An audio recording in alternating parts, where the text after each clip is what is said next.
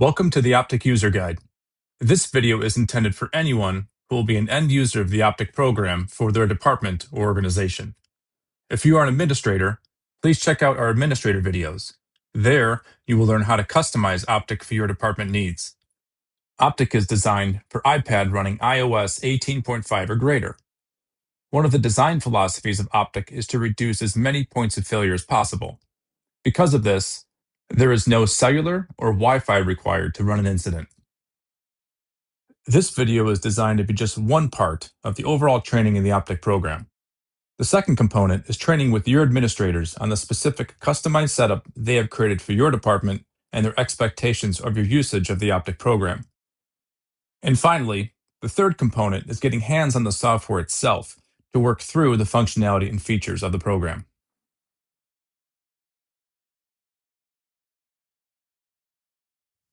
For the purposes of this training video, I'll be utilizing a mouse on an iPad to make it easier for the user to follow along. Let's get started. You will see an icon just like this on your desktop, and all it is one simple click to get into the program itself. From here, I'm on the main standby screen. I have a few different options. I have a toggle for day mode and night mode. I have an option to pick an incident type, and I have the ability to start the incident type selected. Now, if your department has set up a default incident type for your organization, it will automatically populate this field right here. If that's the correct incident for which you're going to engage, simply click Start Hazmat, start whatever incident type is populated, and you'll be brought to the next screen. If your department has not defaulted a certain type of incident, this box will have an orange glow, and it will say Select Incident Type. From here, you can simply select the incident type that you're going to manage for the software. There is also a settings icon in the lower right-hand corner. From here, we can simply click Start our incident. Let's do a quick walk around to discuss the different features and options that we see on the screen here. Top left, I have an incident timer that constantly runs throughout the incident. In order to reset this, I can simply double tap it, and it's going to bring up a confirmation. Across the top, where you see these red indicators with words next to them, that's called the incident scoreboard. Those are controlled from the notes section here. The notes section contains our checklist items that are attached to that specific incident. As I start moving along and checking things off my list, it's going to populate on the scoreboard on the main command board. When I tap these incident checklist items once, they turn yellow. Yellow indicates that that particular item is in progress. Once something has been completed, I simply tap it again, and it turns green. Now, if I go back out to my main incident board, you can see that my critical incident action items are now colored accordingly. You'll notice that this area is not clickable. I can't access the notes section from tapping that. That's simply a visual reminder as to what the status of our critical incident items are from our checklist. Continue to move across the top here, I get to the Optic logo. From here, I can actually click this icon and it's going to bring up a live incident report. This is going to give us various things such as incident checklists and every single thing we've accomplished on the incident so far, all timestamped. To exit out, simply click the X. You'll notice on this configuration, there are 3 buttons available, and this is standard out of the box for Optic. When I click the PAR button, it's going to do exactly what it says. It's going to give me a PAR of my units on scene. There are actually 3 different ways to accomplish a PAR for an incident. An air button allows me the option to track air usage for my units. And the notes button, as we discussed, is an area for me to document different checklist items, but I also have 2 canvases available. Here is a text canvas that allows me to input notes. Notes are timestamped once I hit enter and go to the next line.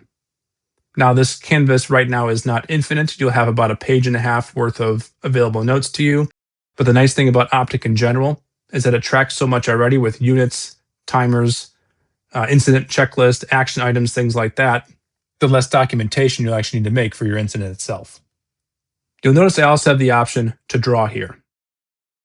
And I also have an option to draw here. This draw option allows me to draw on this text canvas, as you can see what I'm doing right here. I can change the size of my drawing utility, or I can also erase drawings that are already on my canvas.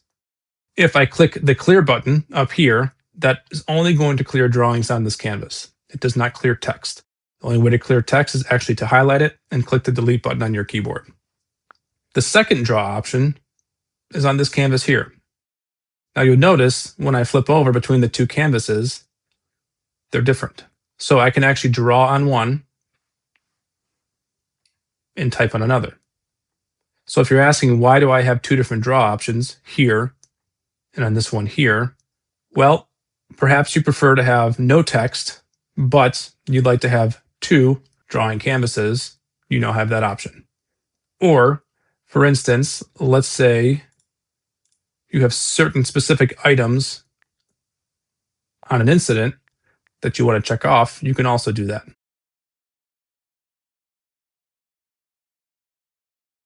Going back to the main screen. On the top right, I have what are known as command boxes. This is a good place to assign your incident commander, safety, other type of command roles. If I click this here, it's going to bring up a menu for me. Here, I can select a different command role. I can clear the existing role, or I can type in a custom name. Moving down to the next box is available units. This simply represents any units that are in quarters or available to respond to this incident based upon what was loaded for this incident type. If I want a better view of my command board, I can utilize this caret on available units to either shrink or expand the available units box. The box in the center is called assigned. When I tap units from available units, it automatically moves them to the assigned box, ready to go to work. You can use this to track them as vehicles that are on scene, or vehicles that are en route, or both. So what if I want to add a custom unit, or a unit that doesn't exist in my available units to this incident? Well, I have two options. One, click on the assigned unit box that says add unit here. From here, I can type in whatever custom unit I want, and it will add it to my incident scene to deploy to whatever group or division I choose. The second option, to access the entire library of units that are entered into the program but are not showing up in available units, is hit the plus button right next to the text input box here. By doing so, I get an entire library of vehicles to choose from. I simply click the vehicles I want, click add in the upper right hand corner, and it will add them to my incident. An important note about this feature: in order to bring up your library of vehicles that exist in the program itself, you need to make sure there is no text inputted here. So this button is dual purpose technically. One, for entering custom units, selecting plus, or when this field is empty, that plus button will bring up my entire library. The next box to the right is a division or group or branch box, depending on how you want to assign it. When I click the assign button, a different menu drops up than the command role. These are all customizable groups and divisions or branches that are available to you. Simply give it one tap, and it's going to populate right up top here. If I slide down to the bottom, you'll see that I automatically have 6 boxes available to me. Again, depending on your administrator and what options they've done, you could have more or less boxes available to you for an incident. These boxes are utilized to assign units to separate groups, divisions, and branches throughout your incident. And just like the box up top, you simply click the assign and select how you want to assign them. Just like the command boxes up top, you have the same ability to create custom names for any group or division on your command board. On the bottom left, I have the ability to add a group, division, or branch. I have a Mayday feature in the middle. And on the right-hand side, I have this gear icon, which takes us to a settings menu.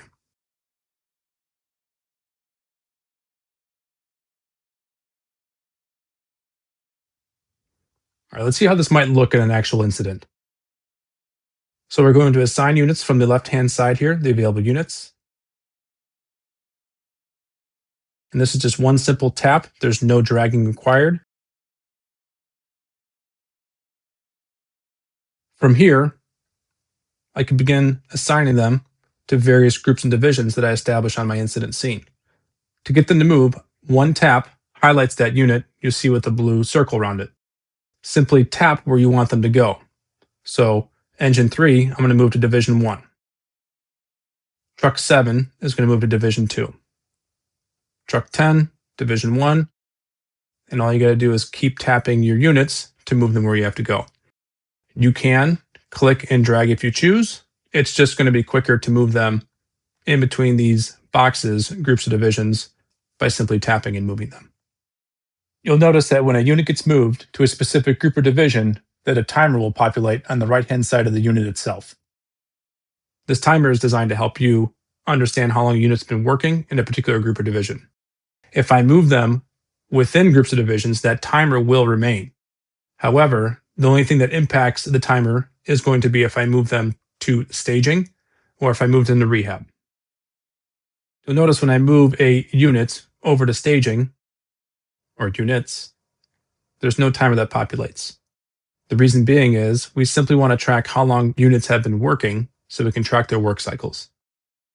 When I stated earlier that rehab will also affect the timer, when I move, let's say, Medic 2 here to rehab, you'll notice that the timer resets. Since they went to rehab, we're resetting their work cycle timer.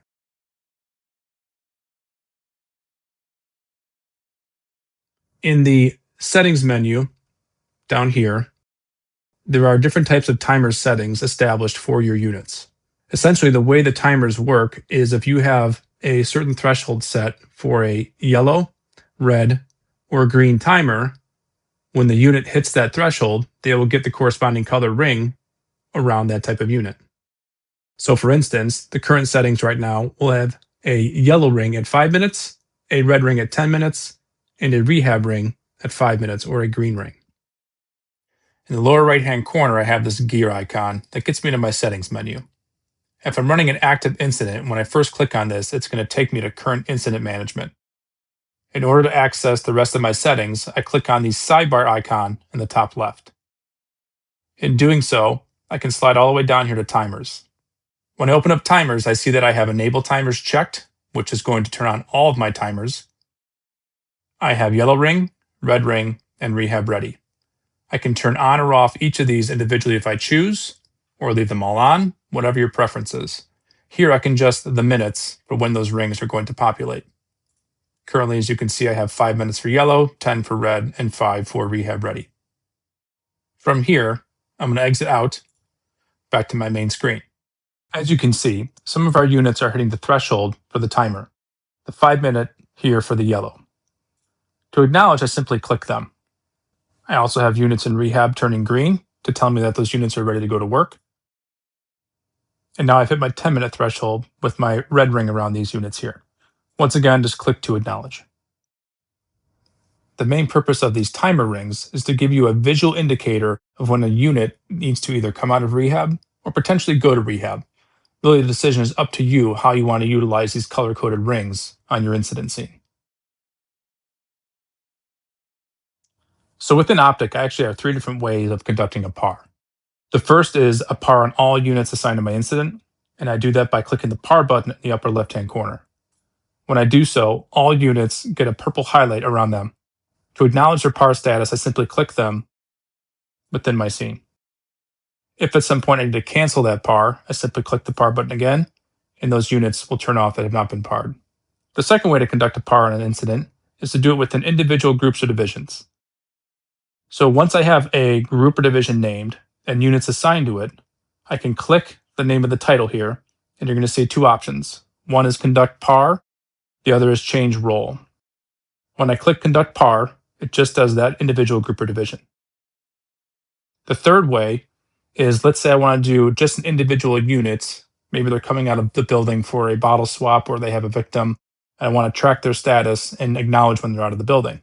We'll do Truck 7 for this example. I highlight them, and then I click the PAR button in the upper left-hand corner. In doing so, they get a purple ring associated with that unit. To acknowledge their PAR status, I simply click them once again.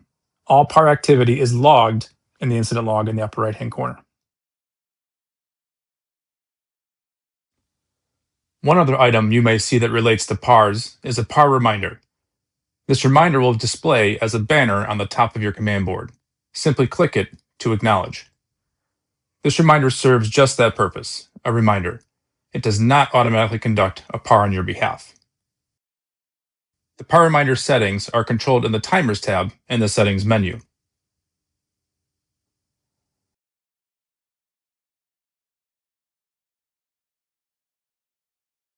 All right, let's talk Maydays. So in order to establish a Mayday on your incident, utilize the button at the bottom. When I click it, the button itself will highlight red. Every single unit assigned to your incident will have an orange glow around it. What it's asking you is what unit or units are in Mayday status. Simply click units that you want to put in that Mayday status. You'll notice that you'll get a red icon next to it, and in order to secure your Mayday status, click the Mayday button once again. From here, I have a couple options. When I hit the Mayday button again, I can clear an individual Mayday, I can clear all Maydays, or I can declare an additional Mayday. Up top, as soon as I have a unit in Mayday status, this Mayday button populates right next to my Notes button. And what you'll notice about the Mayday button is it looks very similar to my Notes button in layout. The only difference with the Mayday button is you get a timer attached to each individual unit in Mayday status. What I get for each unit is the ability to track individual checklist items that are important to that individual experiencing a Mayday. Just like incident type checklists, I have two canvases to take notes. I also have a canvas to draw. So they literally, from a logic standpoint, mirror each other. Once the Mayday is all clear, click the button. We can clear an individual Mayday, just like that. Or Mayday all clear for all units. And go back to normal operations. Once that's done, that button goes away. So one thing you might be thinking is, okay, typically units don't call Maydays, individual members do. So how do we track that? Well, option one is when we have an individual unit declare Mayday or an individual on a vehicle declare Mayday, we can input that information into the notes section here as is displayed for Medic 10. My second option for this is when that Mayday comes in, I can input that firefighter as their own unit.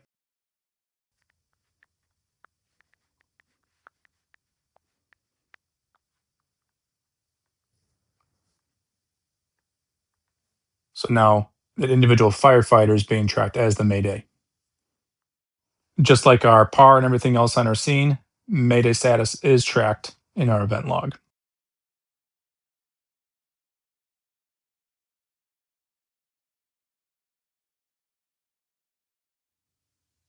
Let's talk about tracking your unit's air consumption. Let's say engine 2 is exiting the building to swap bottles. I highlight them, move them out of the building once they confirm they are out. From here, I can utilize my air button in the top left. When I click it, it turns yellow. I highlight engine 2. Engine 2 now turns yellow. Once they've completed their bottle swap, I click them once again. They're ready to go back to work. What you'll notice is that they now have a yellow dot next to their name. It also follows them, like Squad 8 has here, next to their timer. This yellow dot indicates that they've used one air bottle, and their next move is going to be to rehab. So I put them back to work. I can move them anywhere I need to move them. But as soon as I put them to rehab, that little yellow dot clears.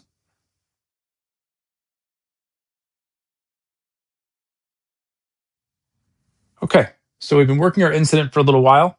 We have groups and divisions established. We got units operating, and we're accomplishing tasks in the fireground. Let's scroll down and look at current incident management. The gear icon in the lower right-hand corner will give us access to our settings menu. When I click that and I'm running incident, it's going to default to this current incident management tab. From here, I have several options. First, I can enter incident number, incident address, and the incident commander's name. This information goes to the report that is generated at the end of the incident itself. As I scroll down, I have several options that I can utilize on my incident. The first is mass casualty incident and the button that says activate MCI. We will address this in a separate video. The next option is adding command or general staff. Beyond that, I have divisions and groups and the ability to reorder, delete them, and then iPad transfer, and finally close out my incident. For the command and general staff, when I click on that, it's going to bring up an option to add an additional 7 boxes to my incident command board. This toggle lets me align the boxes where I want to put them. Maybe I just want one box in the center. I click one box, it's already aligned to the center. If I want that to the right, it puts it on the right of the command board, left of the command board, etc. So what these allow me to do is expand my incident out even further. So when I exit out of this, I now have 3 additional boxes up top here that I can add. Operations, let's say, maybe a plans, maybe a logistics. I can go up to 7 additional boxes here to address command and general staff functions. Moving on to divisions and groups. When I expand this out, it's going to show me all the current division and groups I have assigned on my incident, and as well as how many units are in there. What I can do from here is either 1, delete them if I need to, or rearrange them. So let's say I want to rearrange Division 3 and Rick on my command board. I highlight one, click the other, and they swap. Now when I go out to my command board, you can see that the positions Rick and Division 3 are swapped.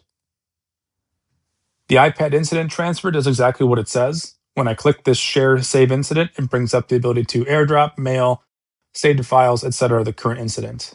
This way, if my iPad is dying or if it's a shift change, I can send it to another incident commander and they can keep running the current incident I'm working.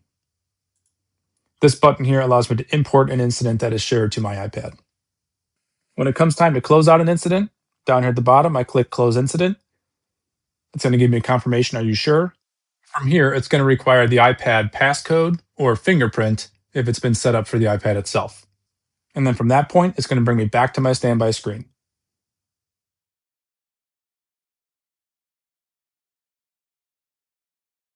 So let's say we've opened up Optic and we are expecting someone to airdrop us an incident.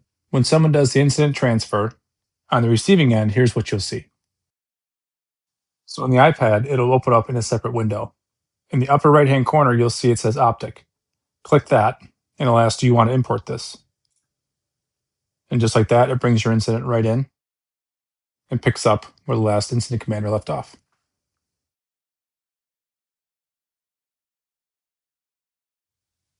So the last item to discuss on here is reports. Once again, in the lower right-hand corner, I'm going to access Settings. With no incident running, we don't have our current incident tab that populates. Instead, it takes us right to the Reports tab. The Reports tab gives us the ability to view and export any previous incident that has been run on this iPad. If I go down here to Save Incidents, click it, it's going to open up the last 50 incidents that occurred on this iPad. All I do is select one, the one I want to either view or export, and I have 3 options that populate at the top. One is View the Incident. From here, we can scroll down and see all the information about that particular incident that occurred. I can export as a CSV, or I can export as a PDF. So I hope you found this video to be useful. The next step in your training is the most important, and that's getting your hands on the software, running incidents, moving units, building divisions and groups. Thanks everyone for your attention. Take care and be safe.